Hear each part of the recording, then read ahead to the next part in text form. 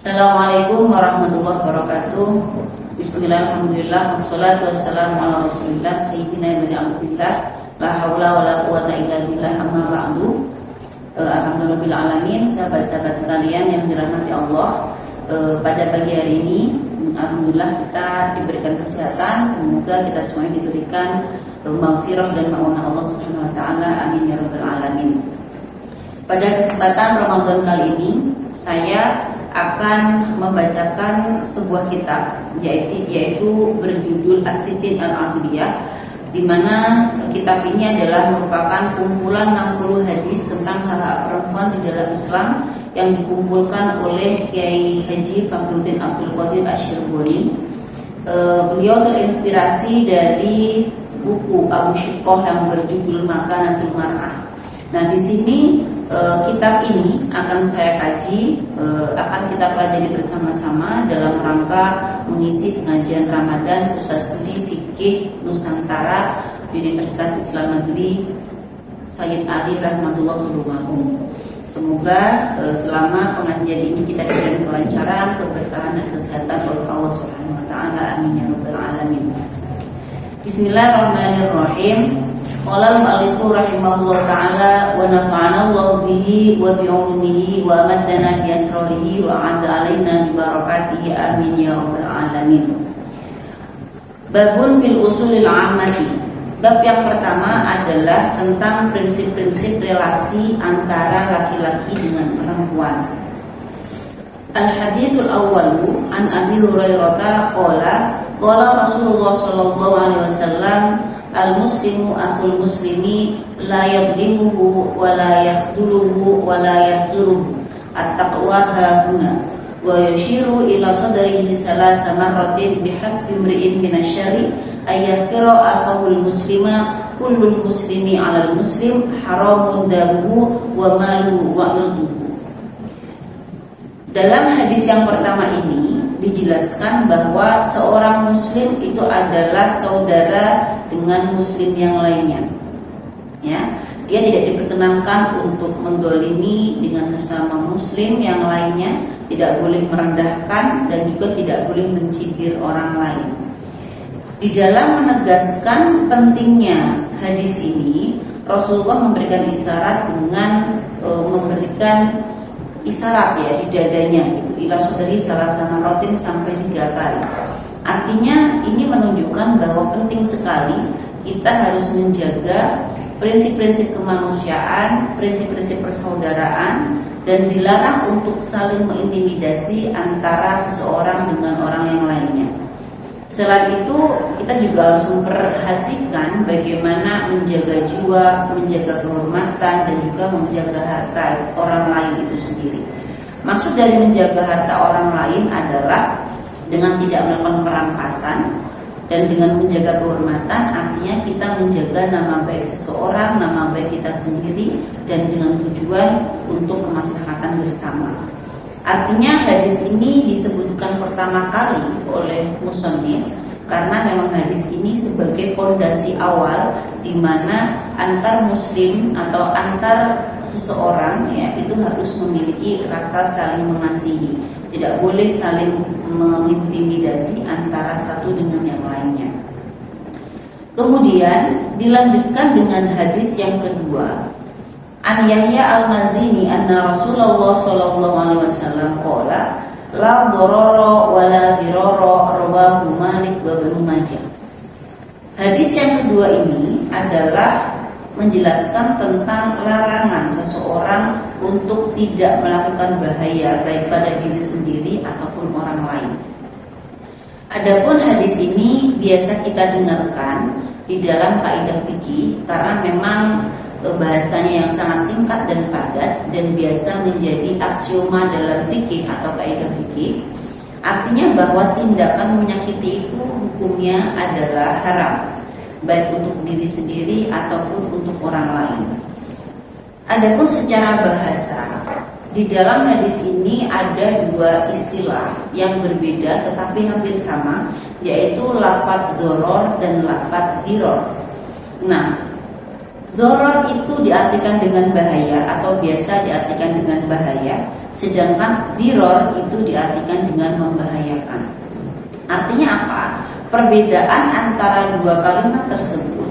Bahaya artinya adalah sesuatu yang bisa mendatangkan madorot, baik bencana ataupun kerugian atau kesengsaraan kepada orang lain, itu adalah doror. Tetapi kalau diror itu artinya membahayakan. Artinya kalau membahayakan itu merupakan kata kerja untuk bentuk tindakan ya, yang mengancam keselamatan atau mendatangkan bahaya kepada orang lain. Oleh sebab itu banyak sekali ya pengertian atau pemaknaan hadis la doror wala diror itu sangat-sangat beragam. Oleh sebab itu adanya perbedaan antara doror dengan diror. Para ulama juga ada yang mengartikan hadis ini tidak boleh membahayakan orang lain ya, dan tidak boleh membalas bahaya kepada orang lain melebihi dari bahaya yang telah diberikan oleh orang tersebut, seperti itu. Nah, maka pemaknaan ini menurut saya juga sangat penting untuk kita pahami bersama, di mana doror itu adalah tindakan tidak sengaja, tetapi kalau diror itu tindakan yang sengaja. Tetapi baik itu disengaja atau tidak sengaja, intinya adalah tidak boleh menimbulkan bahaya kepada orang lain. Nah, bahaya ini lingkupnya juga sangat luas sekali.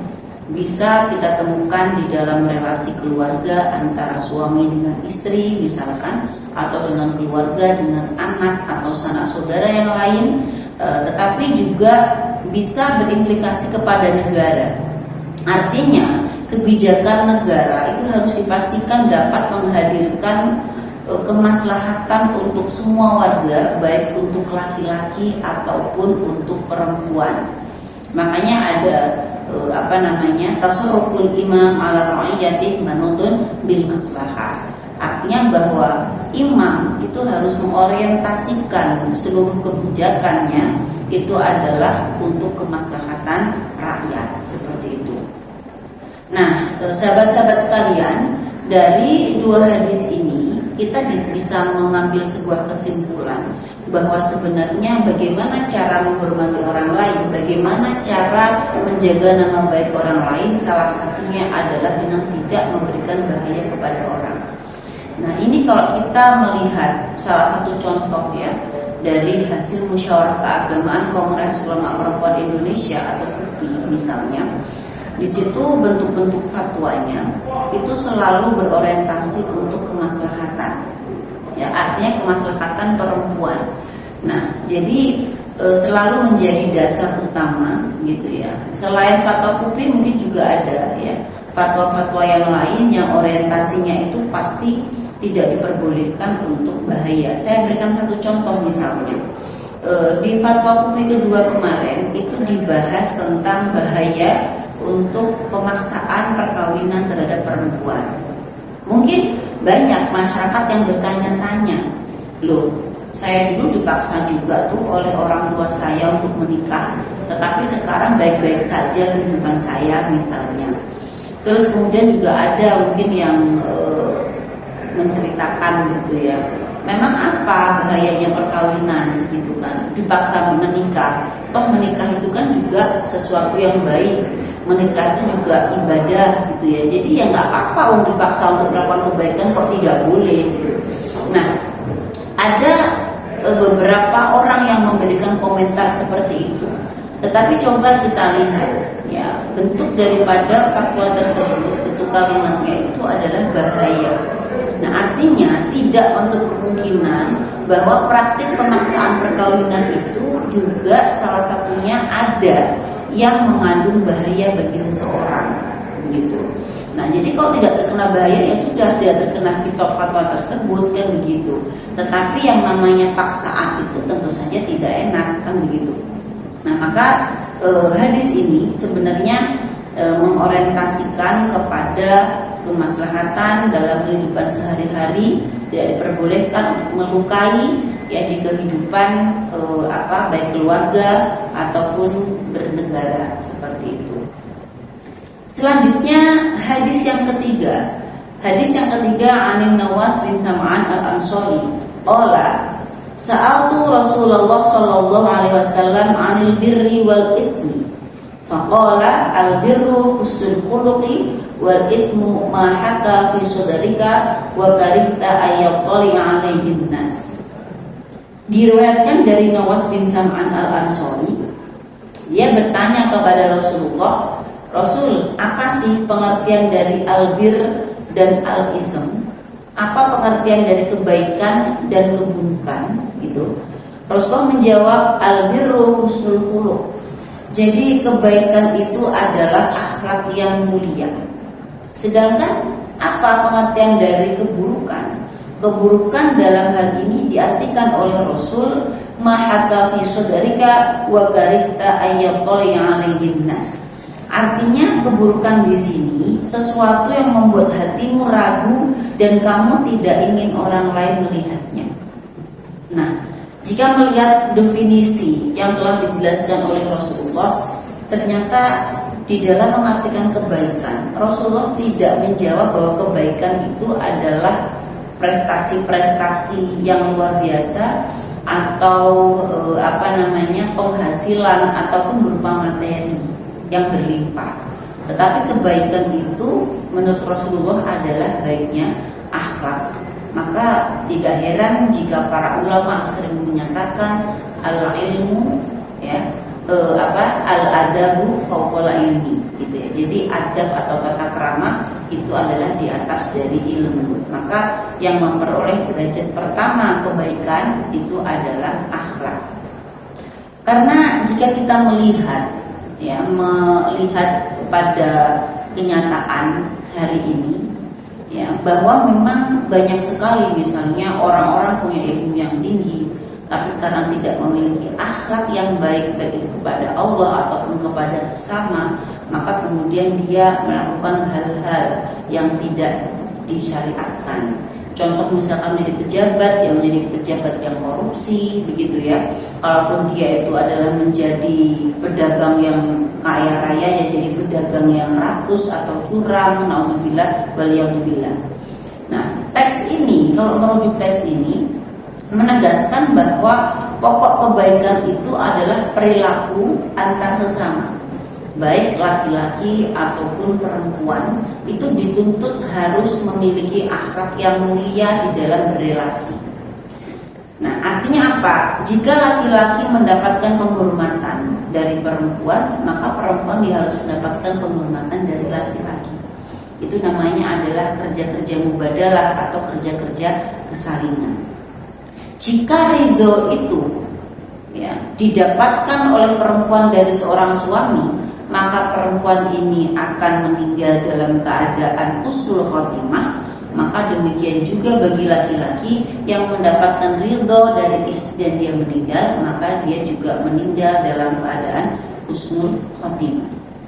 Maka kebangkrutan seseorang atau cacat moral seseorang itu adalah bukan karena dilihat dari apakah orang tersebut memiliki materi yang banyak, atau dia itu sering beribadah ritual apa saja begitu, tetapi ternyata secara sosial menyakiti orang lain. Nah, ternyata bukan karena banyaknya ibadah, tetapi di sini adalah Rasul memberikan ciri-ciri bagi orang yang baik itu adalah orang yang secara sosial itu juga baik. Jadi hablum minallah itu baik, hablum minan nas juga terjaga dengan baik seperti itu.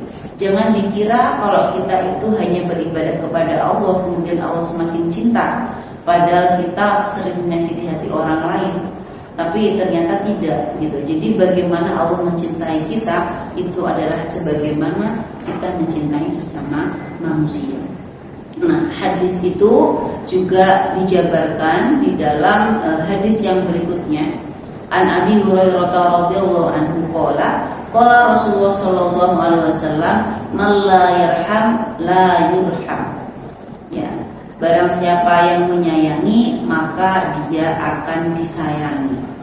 Maka keinginan untuk memiliki kehidupan surgawi di dalam rumah tangga itu bisa terwujud ya jika prinsip timbal balik antar anggota keluarga, baik suami kepada istri, istri kepada suami, orang tua kepada anak, ataupun anak kepada orang tua itu terjaga dengan baik.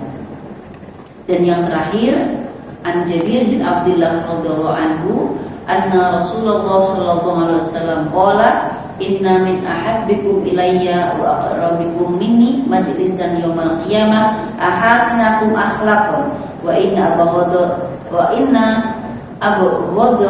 abghadakum ilayya wa ab'adakum minni majlisan yaumal qiyamah at-taruna wal mutasyaddiqun wal mutafayyikun. Artinya di sini hadis ini menegaskan bahwa sesungguhnya orang-orang yang paling dicintai di antara kalian semuanya di hari kiamat adalah yang baik akhlaknya, di mana orang-orang tersebut menghindari apa? Sifat rakus dan sikap menghina. Maka menolak kebenaran dan merendahkan orang lain itu adalah hal-hal yang tidak diinginkan oleh syariat. Karena apa? Karena hadis ini memberikan pelajaran kepada kita tentang semangat kesetaraan, semangat bagaimana antara laki-laki dengan perempuan, antara orang yang kaya dan orang yang miskin harus ada saling atau timbal balik, saling menyayangi antara satu dengan yang lainnya. Semoga kajian kita pada pagi hari ini membawa berkah dan manfaat. Mohon maaf jika ada kesalahan. Wallahu yarhamna birahmatit tammah. Wassalamualaikum warahmatullahi wabarakatuh. Waalaikumsalam.